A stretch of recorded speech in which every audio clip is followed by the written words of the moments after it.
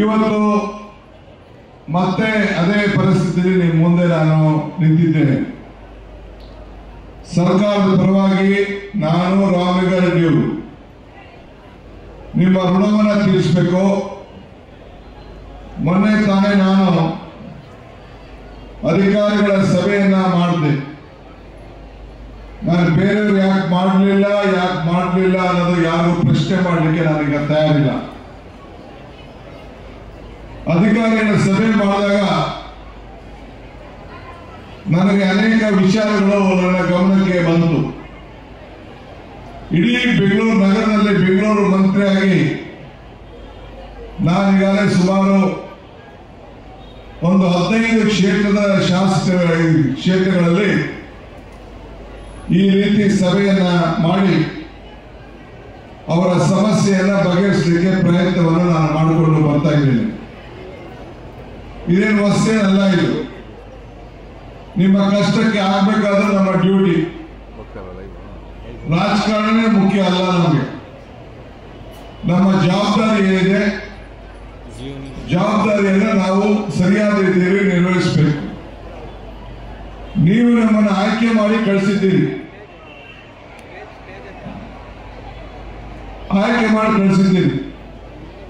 ನಾನು ಮೊನ್ನೆ ಚನ್ನಪಟ್ಟಣದಲ್ಲಿ ಬಂದ ಸಭೆ ನಡೆಸಿದಾಗ ಅಲ್ಲಿ ಅಧಿಕಾರಿಗಳನ್ನ ಕೇಳಿದೆ, ಎಷ್ಟು ಸೈಟ್ ಹಂಚಿದ್ದೀರಿ ಅಂತ ಕೇಳಿದೆ.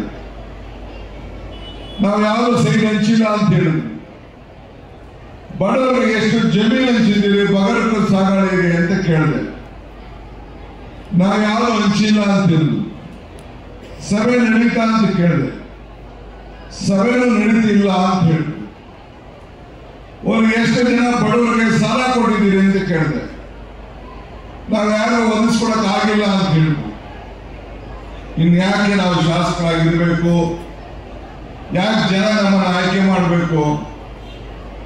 ಬಡವರ ಬದುಕಿನಲ್ಲಿ ಬದಲಾವಣೆಯನ್ನು ತರಲಿಲ್ಲ ಅಂದಮೇಲೆ ಬಡವರ ಸಮಸ್ಯೆ ಈ 27-28 ಇಲಾಖೆಗಳು ಎಲ್ಲರೂ ಕೂಡ ಅವ್ರದೇ ಆದಂತಹ ರೀತಿಯಲ್ಲಿ ಈ ಸಾಮಾನ್ಯ ಜನರ ಬದುಕಿನಲ್ಲಿ ಬದಲಾವಣೆ ಮಾಡಷ್ಟು ಶಕ್ತಿ ಇದೆ.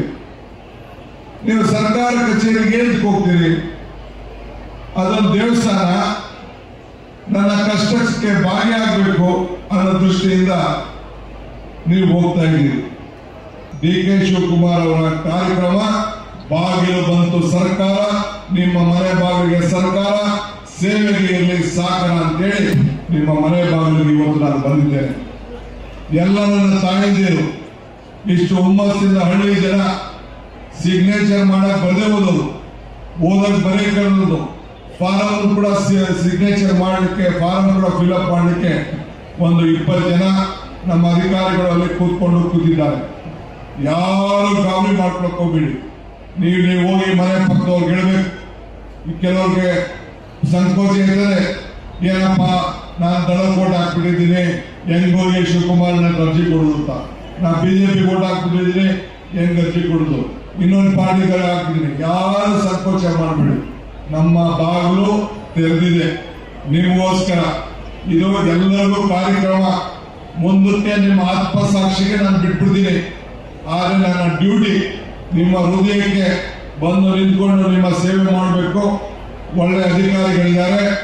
ಎಲ್ಲ ಅಧಿಕಾರಿಗಳು ಯಾರ್ಯಾರಿಗೆ ಹಸಿರು ಕಾರ್ಡ್ ಇಲ್ಲ, ಹಸಿರು ಕಾರ್ಡ್ ಅಂದ್ರೆ BPL ಕಾರ್ಡ್ ಇಲ್ಲ, ಯಾರ್ಯಾರಿಗೆ ಅನೇಕ ಸ್ಕೀಮ್ಗಳಲ್ಲಿ ಹಣ ಸಿಗ್ತಾ ಇಲ್ಲ, ಮತ್ತು ಎಲ್ಲ ಹಿಂದುಳಿದ ವರ್ಗದವ್ರಿಗೆ ನಾನು ಹೇಳ್ತಾ ಇದ್ದೀನಿ, ಯಾರ್ಯಾರು ಬಡವರಿಗೆ ಹೇಳ್ತಾ ಇದ್ದೀನಿ, ಯಾರ್ಯಾರಿಗೆ ಹಸು ಬೇಕು, ಯಾರ್ಯಾರಿಗೆ ಬೀದಿ ಬದಿ ವ್ಯಾಪಾರ ಬೇಕು, 1 ಲಕ್ಷ ರೂಪಾಯಿವರೆಗೂ ಸಾಲ, ಯಾರಿಗೆ ಬೋರ್ವೆಲ್ ಬೇಕು ಅವ್ರಿಗೆ 1 ಲಕ್ಷ ರೂಪಾಯಿ ಸಾಲ ಅಂತ ಅಂದ್ರೆ 50,000 ಫ್ರೀ, 50,000 ಕೇವಲ ವರ್ಷಕ್ಕೆ 4 ರೂಪಾಯಿ ಬಡ್ಡಿ ದರದಲ್ಲಿ 1 ಲಕ್ಷ ರೂಪಾಯಿ.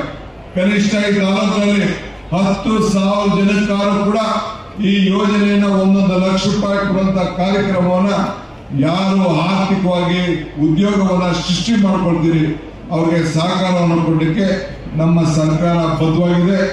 ಎಲ್ಲ ಇಲಾಖೆಯ ಅಧಿಕಾರಿಗಳ ಹತ್ರ ಮಾತಾಡಿದ್ದೀನಿ, ಚೇರ್ಮನ್ಗಳ ಹತ್ರ ಮಾತಾಡಿದ್ದೀನಿ.